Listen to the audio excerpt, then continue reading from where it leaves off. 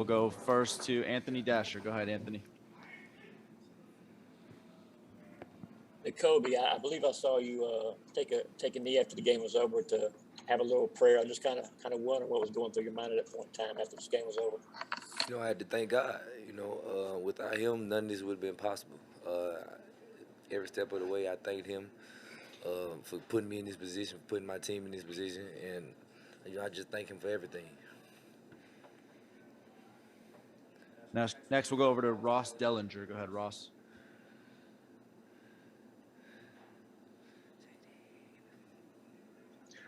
This is for any of the guys and all of them. The fumble play, it was ruled a fumble that, where Stetson was going to pass. Can you guys just kind of walk us through what you were thinking as that play unfolded and as the officials reviewed it? I can answer that question. It's just something that you can't control, really. It was in the ref hands, and we just got all the guys together and kept chopping, and not really like just bring down the guys because I knew we were still in the game. We just kept chopping and outcome was a W.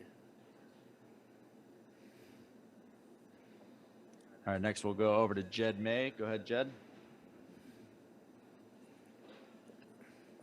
Yeah, this is for Jordan and Kobe. Y'all have been such a great defense all year long. You take the field there in the fourth quarter, looking to hold that lead. Just what did it mean to y'all to have the game on your shoulders in that moment and to come through for your team? I guess I'll go first. We talked about putting it on our shoulders and it being on us. We know when we took the lead, we know that if they don't score no more, they don't win. So that's the only thing that was going through our mind. We took the challenge. Just like every time they got to the red area, we knew we was gonna bow our necks and do what we had to do. Definitely, just feeling like we had to finish it out strong, just how we started. It's a lot of adversity going through the game, but at the end of the day, going into that fourth quarter, we knew we had to have it. 15 minutes of hard work, because everything that we worked for over this past year, since the Cincinnati game last year, has come down to this moment. So we just wanted to finish it out strong, and you see the result of the game. All right, next we'll go to Jake Roos. Go ahead, Jake.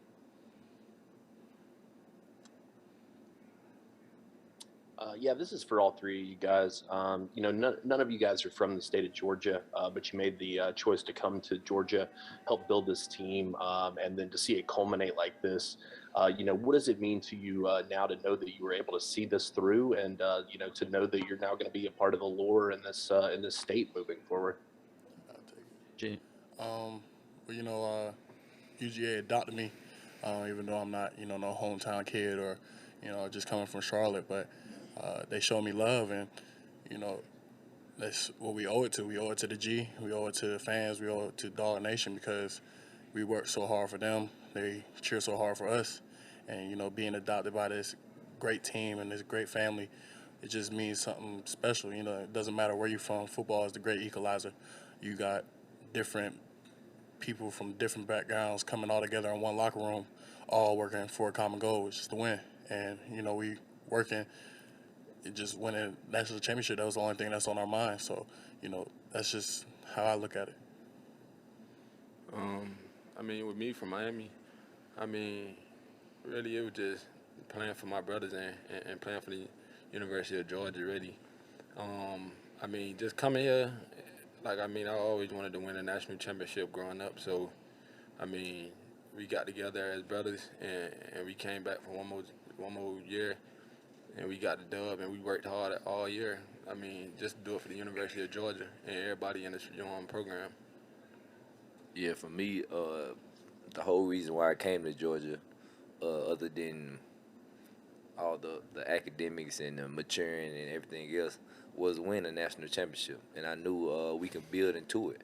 So that was one of the biggest reasons, and for us to accomplish this, it's like a surreal moment. It still ain't all the way hit me yet. I'm pretty sure later on or tomorrow I wake up, it'll be like, I just win the national championship. So it's still kind of a surreal moment, and also I got the right hat on. If y'all seen me with the wrong hat on earlier, I got the right hat. So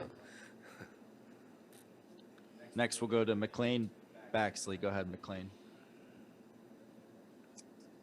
Hey, y'all. So, thinking back to the season, dominant defense all year long. When did y'all know this defense could be special? Was it, right after that Cincinnati game? Was it, in preseason warmups, or was it, after a certain game this season? When did y'all know the season could be special for y'all?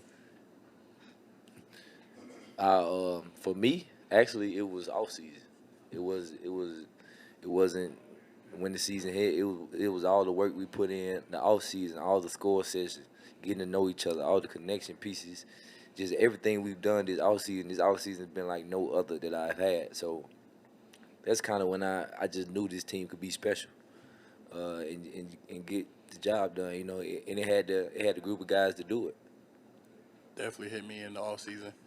I seen a group of guys buy in to what we were preaching in the off season. We were just working for that, and just seeing them work and seeing them come to work every day just inspired me. It inspired other teammates. It pulled us all together because we worked so hard for this, and coming at the end of this game and seeing the result, it makes it all worth it. So, we knew we was going to be special from the jump. We knew we were going to be special from the beginning, and just working through it and having a tremendous regular season and, tremendous postseason, it just makes it, all worthwhile. All right, next we'll go to Palmer Tomes. Go ahead, Palmer. Yeah, this one's for Jordan and James Cook. I know the two of y'all both made the decision to come back to Georgia after last season. How much, for this senior class, how much was this the perfect way to cap it off? I could say, just going out with a bang with the people who I came in here with is very special. We came back for a purpose, and we worked hard as older guys. We led the right way. Just the whole offseason was special, and how we connected. Like the reason why we here today talking to you guys. So, we just came together as brothers and got the job done. We had a vision of today, of what we wanted way back when we were making our decisions to come back. And, we took a gamble and we cashed out. That's all I can say. We took a gamble and cashed out, and, it was a big decision on the seniors' part. We wanted to lead this thing the right way. We knew that we had something special growing. And to see this and see the season come to fruition and see all of our goals and achieve everything that we wanted, it makes it super special. And I wouldn't change my decision for anything. So I just hope that the younger players, when their time comes, they look up to us and see how we did it right and came back. And, it's different situations and different factors, but at the end of the day, we want to make sure that we lead the right way. All right, next we'll go to Chip Towers. Go ahead, Chip. Yeah, Jordan, I guess, because I think you were talking about this earlier. Did it seem like everything was going to get against you guys earlier in the game, and did you feel like that just sort of motivated you guys, even all the way up to the call against Stetson? We didn't know how that was going to go, and it went against you again, but y'all held them to a field goal in that situation. Can you just talk about the mindset when things like that were happening? Definitely, our mindset was just even kill, play next play. Everything's not going to fall our way, and there's going to be a lot of adversity in the game. Bama's a talented team. They have great players and, a tremendous team. So we knew they were going to make plays, and it was just the way the things fell. But at the end of the day, we just had to keep chopping, and that's what we kept preaching on the sidelines. Just keep chopping, keep going. Don't stop. Keep the foot on the gas, because this is a 4-quarter game. This is the two best teams playing against each other at the end, and you just had to carry that momentum through the 4th quarter. And we never put the blame on nobody. So we just want to make sure that we continue to work, and when you continue to work, you can't really be bothered about this play happening or this call not going our way. You just playing, you just balling.